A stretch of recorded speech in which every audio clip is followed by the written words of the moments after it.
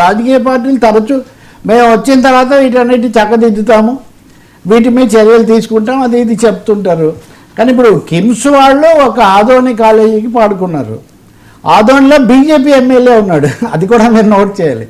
ఆదోనిలో TDP MLA కానీ Janasena MLA కానీ లేరు. ఆదోని ఎమ్మెల్యే మన డాక్టర్ పార్థసారథి, ఆయన పార్థ డెంటల్ అది ఒక పెద్ద రాజ్యం, అదొక ఆయన అక్కడ ఉన్నారు. కాబట్టి ఆదోనిలో పెద్ద నగరం కూడా, ఆదోని పెద్ద ఇది కూడా సెకండ్ బాంబే అనేవాళ్ళు పూర్వం. కాబట్టి ఆదోని మిగతా చోట్ల ఎందుకు రాలేదు, అసెస్మెంట్ ఎలా ఉంది, రెండు రకాలు. రిస్క్ తర్వాత అనుకోవచ్చు, ఇప్పుడు కూడా ఎందుకు వచ్చిన రిస్క్ ప్రభుత్వం ఏర్పాటు చేసి ఇవన్నీ వాళ్ళు అనుకుని ఉండొచ్చు. కానీ సమస్య ఏమంటే మీరు కన్విన్స్ చేయడంలో మీరు విఫలమయ్యారు. లోకేష్ కొద్ది రోజుల కింద 3 రోజుల కింద ఒక ట్వీట్ పెట్టాడు, జగన్మోహన్ రెడ్డి పెట్టుబడులు రాకుండా అడ్డుపడుతున్నారు, ఒక విధంగా ఈ భాష కాదు ఈ అర్థం, మా చాలామందిని నిరుత్సాహపరుస్తున్నారు, లేకపోతే ఆయన వల్ల వాళ్ళు వెనకడుగు వేస్తున్నారు అని. అంటే జగన్ వార్నింగ్లు వర్కౌట్ అవుతున్నాయి అనే భావించాల్సి వస్తుందా, లేదా పవన్ కళ్యాణ్ చేస్తున్న హెచ్చరికలు వీటి గురించి విశ్వాసం కల్పించలేకపోతున్నారా? అంటే జగన్ గురించిన భయమే ఈ ప్రభుత్వం మీద విశ్వాసం కంటే ఎక్కువగా పనిచేస్తుందా? ఈ ప్రశ్నలు రాబోయే రోజుల్లో చూడాలి. అలాగే వాళ్ళు ఏం చెప్తారో కూడా చూడాలి మనం. మూడోది ప్రజల్లో కూడా వ్యతిరేకత ఉంది కదా. మీరు ఎంతసేపటికి మీరేం కాదు ఈ వాదన చేసేవాళ్ళు జగన్ వర్సెస్ చంద్రబాబు అంటే మిగిలిన ఆంధ్రప్రదేశ్ అంతా శూన్యం అయిపోయిందా? సీట్లు ఉన్న వాళ్ళే ఉన్నట్ట, విద్యార్థులు లేరా, తల్లిదండ్రులు లేరా, కంపెనీలు లేవా, ఇతర రాజకీయ శక్తులు సంస్థలు లేవా?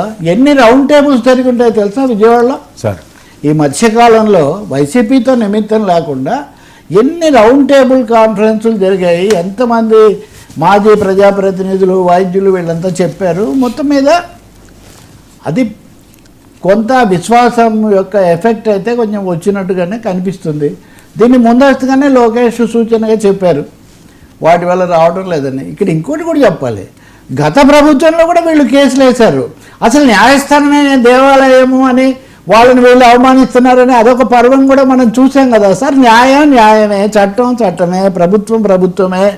ఎవరు అధికారంలో ఉన్నా ఎవరు ప్రతిపక్షంలో ఉన్నా వీళ్ళు సీట్లు మారాయి కాబట్టి అవి మారవు కదా, అంతే కదా. నా దగ్గర వరుసగా ఉన్నాయి, ఎందుకంటే ఏళ్ల తరబడి పాల్గొంటున్న వాళ్ళం కాబట్టి. అభివృద్ధిని అడ్డుకుంటున్నారు కేసులు వేయడం ద్వారా అని 2014-19 మధ్యలో కూడా చెప్పారు. మరి ఆయన 3 రాజధానులు చేయబోతే మనం కోర్టులకు వెళ్ళే కదా ఆపాము. కోర్టులు ఎప్పుడు కోర్టులే కదా. సో కోర్టులకు ఒకరు వెళ్తేనేమో అది ధర్మము, ఇంకొకరు వెళ్తే ఆ ధర్మం ఎలా అవుతుంది? కాబట్టి ఆంధ్రప్రదేశ్ రాజకీయాలు ఒక హోరాహోరీగా ఉన్నట్టుకున్నాయి. అందులో ఈ పీపీపీ అంశం అన్నది ప్రస్తుతానికి ఎదురుదెబ్బ ప్రభుత్వానికి అనేది అర్థమవుతుంది. సరే ఇప్పటిలో పవన్ ఇంకోటి కూడా ఉంది ఇక్కడ, సరే తర్వాత చూద్దాం.